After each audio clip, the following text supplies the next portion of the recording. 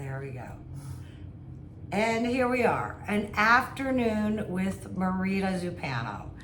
I had a question posed about death, and so I decided to ask a friend of mine to do this video about death, some of the frequent questions or signs of death, signs from the other sides, near-death experiences, different levels of heaven, possibly different levels of hell.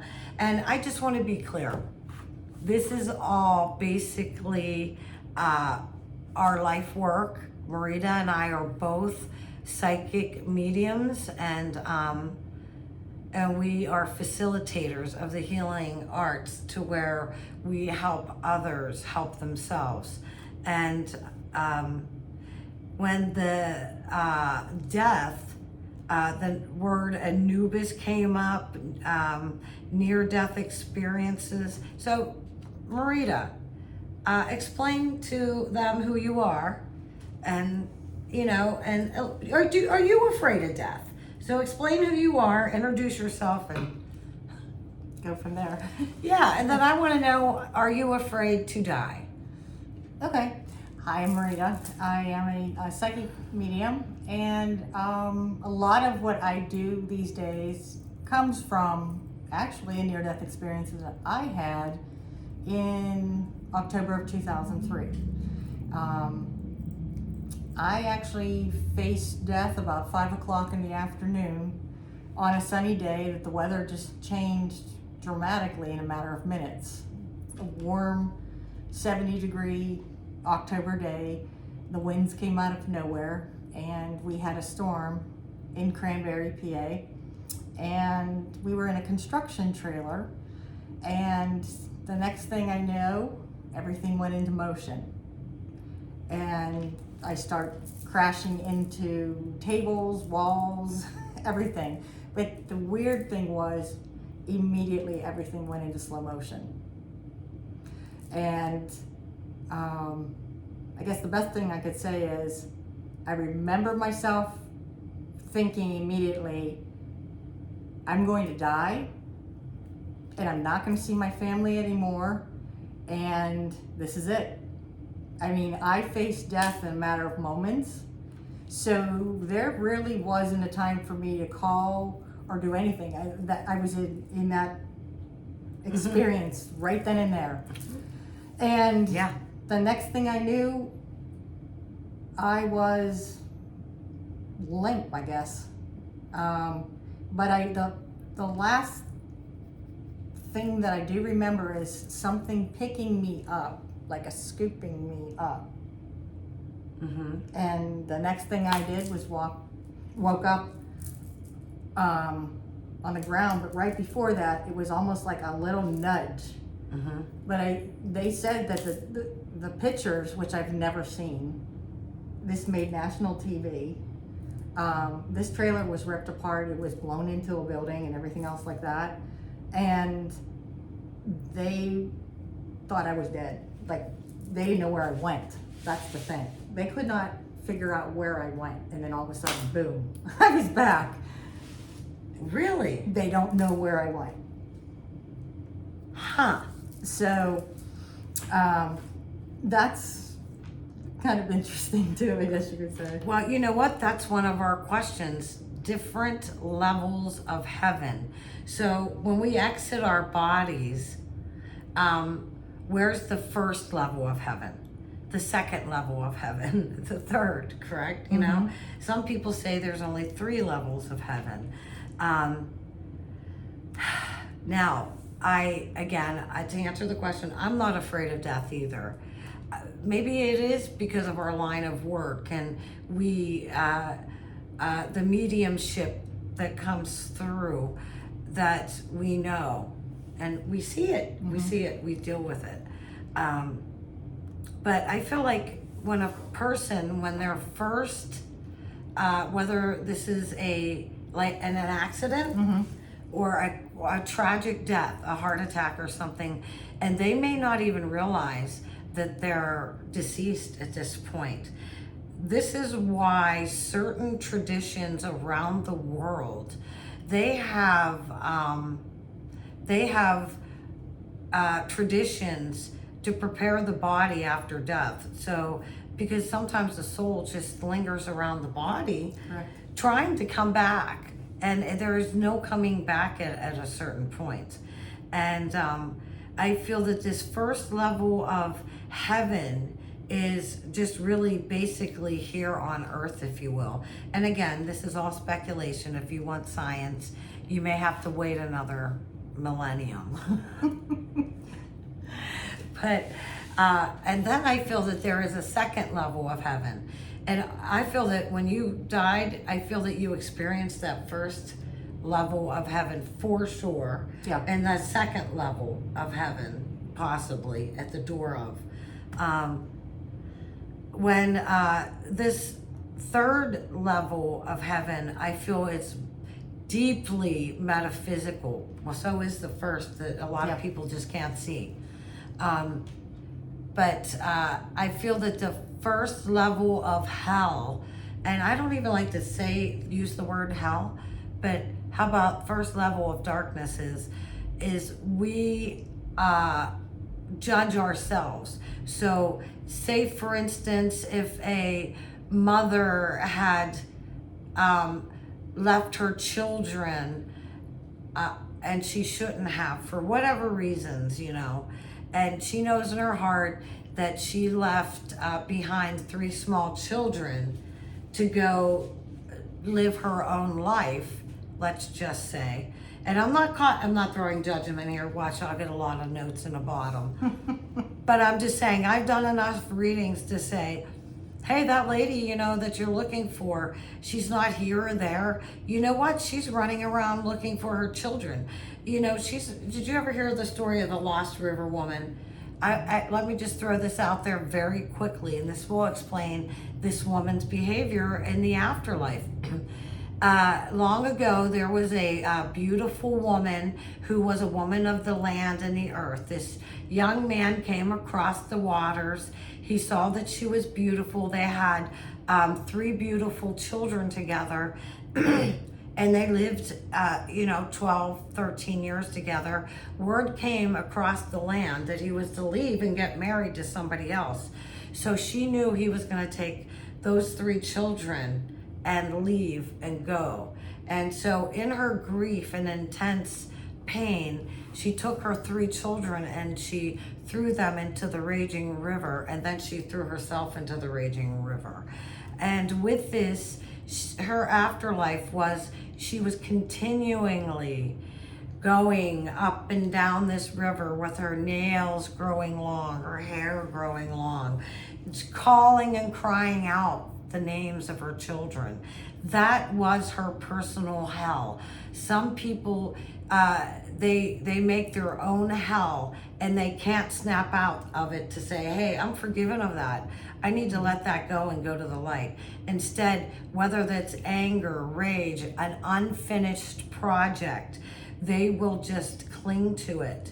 And I feel that could be a level of hell as well. True, because even in the paranormal area, you will come across spirits that may be trapped in locations.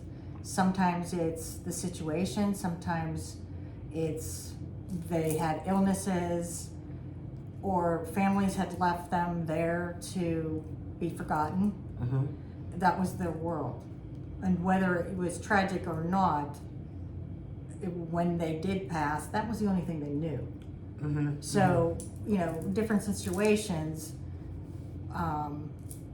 sometimes gives you a different result, and goes back to whether you're going towards the light or whether you're staying trapped in that situation.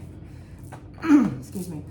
With me, when that situation happened, it wasn't for me to probably, as I got into a little bit more of the recovery aspects of things, that I remembered also, or some people will say, oh, I saw my loved ones I saw my aunt, or I saw my mother, or I saw Mhm. this, I saw that. Mine was the experience of actually being moved. So I did see light, but I saw streaks. Mhm. The feeling of being carried was still there. Mhm. Um, Mhm. but I do know there was a bright light in front of me that got closer. And whether you're religious or not, it's funny because I don't know, like the statue, the painting that the little girl that's 7 years old that did of Jesus, with him with the really bright blue eyes, and he has the shorter hair. I don't think I saw it. Okay. If you go and look that up, and the picture on that, and you can probably find it on the internet too, that is the one I identify with. Okay. Those eyes, everything else. So even in that brief trip that I took, Yeah. I must have seen him. Yeah. Because when I first saw that picture, I knew the face. I agree. I feel that you had seen him. And let's talk about people that are getting ready to pass over. Oh, by the way, I have not had a near-death experience, but it appears that ever since I was a child, I attracted it. I was 8 years old and found a dead man on the side of the road, and I had to go get my parents to call the authorities. But I've seen or dreamed as a psychic medium. Oftentimes, if I have a reading coming, before the reading even gets there, the person that I know that they're coming to get answers from, they're already there. They're already there saying, hey, Allison's coming, or, Nick's coming. And they'll throw these names out there and they'll show me stuff. And it's very much there. And then I have Christians, I live in a very small community. And I was having coffee last month at a local coffee shop. Mm-hmm. I wasn't even having a conversation with these people. I was talking to a friend that I went to a parochial school with like 125 years ago or something. And here, as I was getting up to leave, the table behind me was listening into our conversation about mediumship, and they were from a local Christian group. And they said, how could I possibly call myself a Christian and believe in life after death and mediumship and this and that? And I thought to myself, wait a minute. Aren't they saying that they believe in the crucifixion and the ascension, the resurrection, all of that? So I just tell them just to reread your scriptures again and then talk, okay? Because that's what the whole death, he freed the hell and death thing. It's just done. Now, I gotta say though, in the spirit world, in these different levels of hell, because there is different cultures, and please, I would like to know your comments in a link below. Tell us your stories. Yes, And if you definitely. have further questions about death, Marita and I will be on it. But every culture has like their death rituals, and but oftentimes when somebody passes in my family, either small children or the elderly, we get signs of somebody knocking. The telephone. The telephone will ring, and it may be even their number, and they're dead, but we know that they're really not dead because that energy is still around in this first heaven energy. With having the dreams of the deceased, I often see them as they come back, even if they died when they were older and they could be ill. I generally see them when they were their happiest. So if they were their happiest in their 50s, I'll see them in their 50s. Right. What else was I gonna? My husband and I, we had raised one of our grandchildren as our own. Actually, two of our grandchildren as our own, and the one was recently killed. It hasn't even been a year yet. So deep grief and death. Boy, that's an angel that we'll discuss those later here in a minute. But there are angels of death.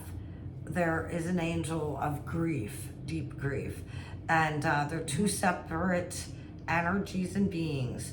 But before our granddaughter was killed the night before, I'm not familiar with everybody's nation or spirituality. All I know is that in love and light, I try to do what's right, do Right. readings. And I know you guys, when you guys say, hey, God bless you, Petrella, Marita, I actually feel like they're sending me a blessing. Absolutely. Too.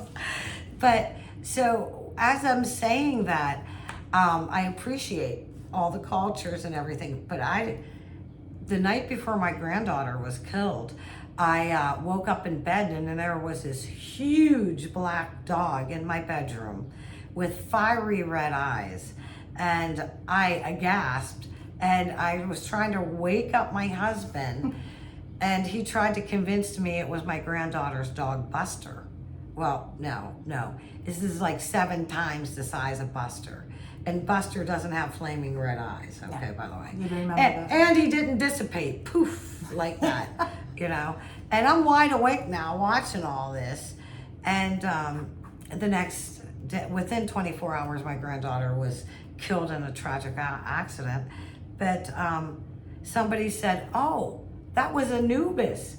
And because I work with a lot of people, and everybody knew who Anubis was but me. Everybody. Okay. And I thought, well, why did he come and visit me? I didn't even know him. Okay. But and I appreciate it. I'm not being disrespectful. No. But everybody knew who Anubis was but me. And he was the dog of death. The guardian of the underworld. And it was an honor, they say, that he came. And so I don't know, but the death of my granddaughter lives in the realm of spirit now, and she, like I said, I brought her home from the hospital. She was everybody like Marita, because I run metaphysical events in my local area for almost 30 years, so she's been with me before I started running. After she was there at 4 and 5 years old when I couldn't find babysitters. That's adorable. And so she helped out a great deal. So it was just a real blessing to have her be in our life, but that's enough about her. But anyways, Anubis came. That was what I was gonna say. Dreams of loved ones coming through, giving us warnings. Yes. And Marita even has I don't know if you wanted to share this or not, but we can open up to people that have passed away that aren't even close to us, but we may be close to somebody they were close to. Does that make sense? Yeah. Okay, do you want to go ahead and take over here for a while? Okay.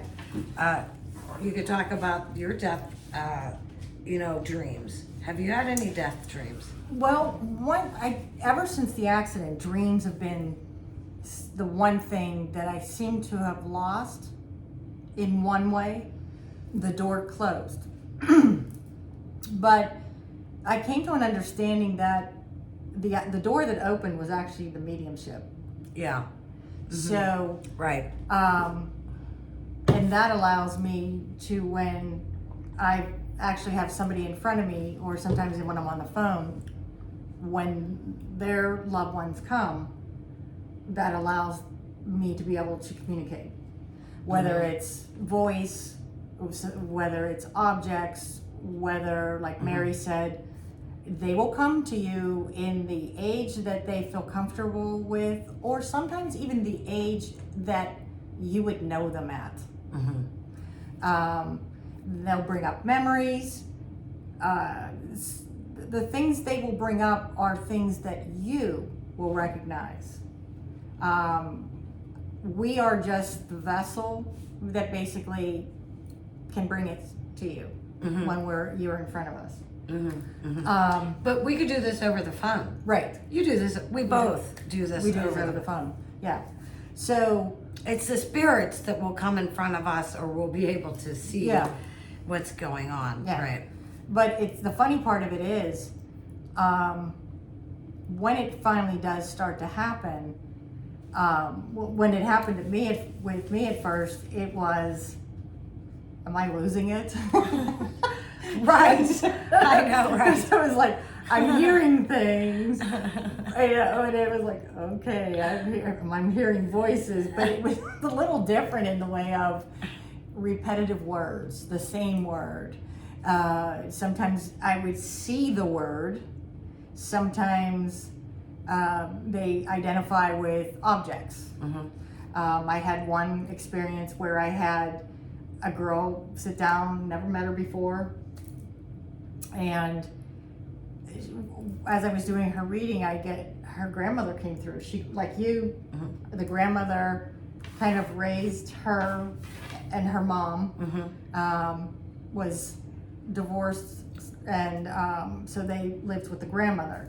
And as I'm starting to read her, at first I'm standing out front of this house looking at the porch, and I described what the front porch looked like, the old-fashioned style. Remember the lounges that were metal with the openings? Yeah, right, yeah. The nylon things. Yeah, and they would, rock back and forth and things like that. Then I was taken into the house, and I could smell like cookies, and so it was like Thanksgiving. And I said, talking about her liking to cook and all this other stuff, and she's showing me the kitchen. Then I was like, it was Christmas time then, and she shows me this way the setup was, coming down the steps, and there's a tree at the landing off to the side, and there's paneling on the wall, and there's a couch on the bottom. So she gave you clear detail. She gave me clear detail of the entire thing. This is called evidential mediumship. She's giving clear evidence of this person's house. Yeah. And the funny thing too is, going back for 1 minute, initially when I was in front of the house with the grandmother sitting on the lounge chair with the granddaughter, I even described the dress that the granddaughter had on. Oh, really? Nice. And so she said to me, I think I had a picture or something of that dress. Me in that dress at some point. The funny part of it is, I did see her about a month later. Not only did she have a picture of the dress, she also had a picture of the living room with the Christmas tree. Oh, nice. She said, I had to show you this. Isn't that nice confirmation? Yeah. Yeah. It's just, it's a gift. You know what? Here's one too about. I'll keep this brief, but my husband, he's a really good guy. I mean, He's a good guy. He's fine. But we're in his hometown. And a waitress walks by, and I can see a deceased younger woman in army fatigues with a banana in her ear. And I did not have the courage to tell her this. Did I tell you this story before? No. And I said, Mark, there's a deceased woman in army fatigues behind our waitress, following her around with a banana in her ear. And he said, well, you gotta tell her? And I said, no, I'm not one of those famous people. I said, and I don't have the courage. I don't have the courage to tell her there's somebody with a banana in her ear. But I couldn't leave. This lady was badgering me to tell her. So when my husband was gonna leave a tip, I took a piece of paper and I wrote down, hey, I'm Petrella, psychic medium. Are you aware of a young woman in army fatigues? She has a banana in her ear. If you have any questions, here's my telephone number. And then I gave it to her. I didn't have it. She called me. I wasn't even out of the parking lot. And when I wrote it in big block letters, like I was writing it to a child. All right. And she said, Petrella, I gotta tell you, I just got full custody of my 7-year-old grandson. His mom, my daughter, was killed overseas in the army. And the banana in the ear, I'm getting chills. she said she would tell him when she was trying to get his attention, get the banana out of your ear. I'm trying to get your attention. Oh, wow. Okay. So here I am in a restaurant eating waffles, and here this comes, and I'm like, she brought that letter home to that boy. He could read it himself, and it let him know his mom was in heaven, because she was in that first layer of heaven, killed tragically. Her boy is the first thing that's on her heart and mind. So maybe she didn't transition yet into those other levels of heaven. And here I was, an open channel eating waffles, right? But she knew somehow I could see her. And she made it almost impossible for me to leave without writing that note. And maybe I wasn't supposed to have the courage to blurt it out. It meant more to the boy, because the grandmother brought that home. The boy read the note. So, But also too, it may have been that way to give you the courage in a sticky situation. And go, I'm crazy if I tell her this. yes, So I kind of gave you that nudge too. Right. Yeah, you're right. Yeah, because you never know what Spirit's going to show you. You know, they do have sense of humor. But that's evidential. That is clearly evidential. But what other questions do we have? Oh, dragonflies. Another time, a woman called in and she said that her mom had just passed away. They out in the country, and there were so many dragonflies. She said there wasn't like 10,000. There was like a gazillion and 20 gazillion thousands. Okay. And she couldn't even, it was dark in the area where she couldn't even see her house. Okay. So that is the day her mom died. And she is of, what did she say? She was Irish and Scottish, the Dutch, Irish, and French, something like that. And I don't know if that has anything to do with the whole dragonfly. What do you know about the dragonfly? I know dragonfly represents transition. Okay. So it could be a transition also with her, as well as the situation with afterlife, as well as grief. It's also one of mine. Well, I got a confirmation there with my phone. Yeah. When we hear a ringing or something like that, or a dog barking, rooster crowing, it's confirmation. Marita just got a confirmation. But with dragonflies, I actually used to be afraid of them because of the buzz noise that their wings and all that make. Now I don't. I love seeing them. But good, because at our age we have to get over it. Well, talking about spiders is something totally Oh, different. you're right. Yeah, right. You're right. But anyhow, with dragonflies, it is about transition, but it's also communication. I know I come across that in one deck that I use. Dragonflies, butterflies, also hummingbirds, because they're all a higher level, which heavens, angels, guides, the higher divine use those as tools to be able to communicate with us. So anytime you see that, same way with like money and pennies and feathers, that's all part of that communicational type of With spirit. Well, any questions? I mean, do you think this is a good place to wrap this up? And if you guys have questions, put them in a link below. I actually have a couple other friends that have, Marita as well, that have had near-death experiences. And just because of what we do for a living, oftentimes, actually, Marita gave my husband a reading after we lost our Mariah. And Marita knows us and knows my husband. But I just hired a new psychic medium who didn't even know me. Okay? And she certainly didn't know my husband. Yeah. And so I wanted to see how good she was. So I first sent him to see Marita, and then I went and sent the message was identical to the T. I told you that day. Yeah, you did. I said identical message. Wait, and get this. We were in the car on the way to the store, no radio on, nothing on, and the same message that was given to both of you guys came through the speakers of our car radio. Oh, wow. I told you that. Did I tell you that? No, you didn't. Okay, I'm gonna, so it was just that, and it was odd because we both looked at the radio and the time, it was completely off. And he said, you heard that, right? And I said, I heard it. I heard it. So I know that this is the first level of heaven. And I feel that deeply. And I feel that this is how they communicate to people like us. But I need to say this as well.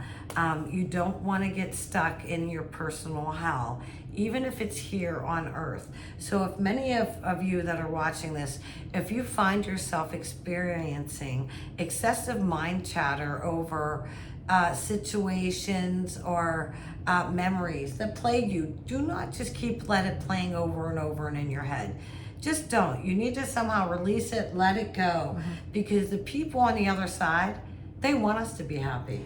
Right, and I know myself with clients I've had and have experienced that.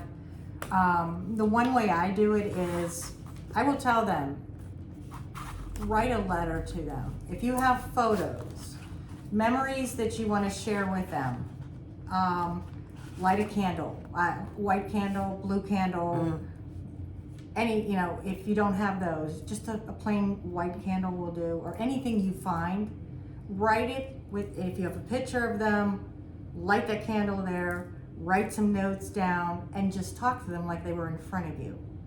And if you have to, do it in a couple nights. Light a candle and just say things that you remember, a vacation you went on together. Those are memories. But that's also a release for you, because a lot of times they stay here, especially when they first pass, because we can't get over the grief. So we actually stop them from receiving their gift to move on to heaven or to wherever your place is of a heaven, Summerland, or whatever type of place of belief that you believe in. We hold them back. I agree. Hey, I wanted to, do you have your angel of grief that you could share with us? Marita is an artist, and so as she does her artwork, I feel that she really gets in touch with each one of these energies. And I gotta tell you, as I was doing a reading several years ago, I said to this woman, I said, do you realize you have a 9-foot laughing angel behind you? And she said, what? And I said, yeah, like a 9-foot laughing angel. This is somebody I was doing a reading over the telephone. And she said, Petrella, I was going to kill myself, and I was in the process of it. And in desperation, I prayed and I asked the angel of joy to come into my life. And I said, well, I'm going to tell you, I didn't know that you did that, but I'll tell you this. You have a 9-foot laughing angel behind you. And she just kept laughing, and she said, he's there, I know. So how cool that we have to do one of our shows about spirits, ghosts and spirits, for real. Let's see that. What do you got here? I don't know if he's going to show up real well. That is he was my second angel I did. And this actually happened with I think it was a email at one time that went around like a chain letter that inviting an angel to spend a week in your home. I remember that. I did that. It Yeah, worked. I think I sent it to you. Yeah, it worked. It worked. Hey, maybe we'll do that again. Yeah, I don't know if you have to find it, but yeah. But you invite them in on a Sunday night, and at the end, the next Saturday night, lighting a candle and everything to let them go to the next group of people that you're going to send it to. But long story short, somebody that I had sent this to actually had dreams. and there was 2 other angels that came out of this as well. And as she was starting to talk about these dreams a little bit, I ended up starting to see these, and that's where where you would call it automatic writing. I started with the automatic drawing. Yeah. And I've done several, and I was just telling Mary a little bit ago, because this is the first time she has actually seen many of these. And that's the angel of grief. This is Azrael, and Azrael is not popular. There's not a lot in the Christian faith. He's more recognized with the Jewish faith and Islam and Muslim, because he is actually their angel of death. There's more recognition with him there. But he's also angel of death as well as angel of grief. So you can always pray for assistance for him to help you in your time of grief as well, of losing your loved ones. Thank you for that. Sure. Anything else we could cover? We could be here all day. We could be here all day. You know what?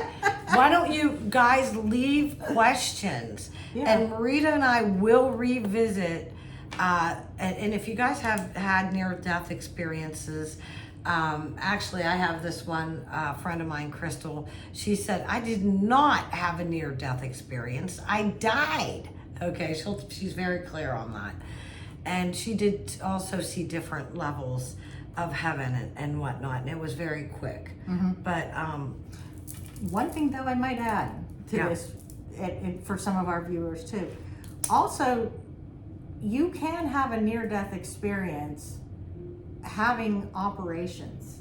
I was wondering that. Yes. Yeah. I've had clients tell me that they had open heart surgery, or some very, when they go to really take the body temperature down and everything else like that, I've had people actually tell me that they were standing over their body. Yeah. And had experiences with bringing loved ones in. So that too is also part of that, because your body is actually put almost in a death state. Yeah. And how about when somebody is near death? I was just thinking of my godmother. God bless her. I was around when she was getting ready to cross over, and she was seeing into the etheric realms. Yes. And pointing and giving clear descriptions of who was there. Exactly. I remember when my grandfather on my mom's side was passing away, and I called him on the phone. And he said, look, I could hear them, a code was being called, but I didn't realize it was on him. And I said, well, hey, I'll just be up later. I'll talk to you later. And he said, no. He said, no, but I will be seeing you later. So he also knew, because he was a true man of faith, that there was this seeing after. There is no death, really. There's just this continuance after death. But there's those level of hell, and I think that those need to be discussed. And you know what? Marita and my information will be in the link below. Please leave questions that we could cover, and we'll do this again. Yeah, this was fun. And it will lead to really down a rabbit hole. Yeah. And with that, I just want to say, God bless you. Oh, wait a minute. The candles. You know what? There's 2 or 3 people that I know that have that little light candle that come to our events. Little Anna Marie Marchione and Cassie. You know what? In the link below will be a place if you would like to get candles to do rituals. And so we'll have that there. And with that, Marita and I do readings, opened up for that. God bless. God bless.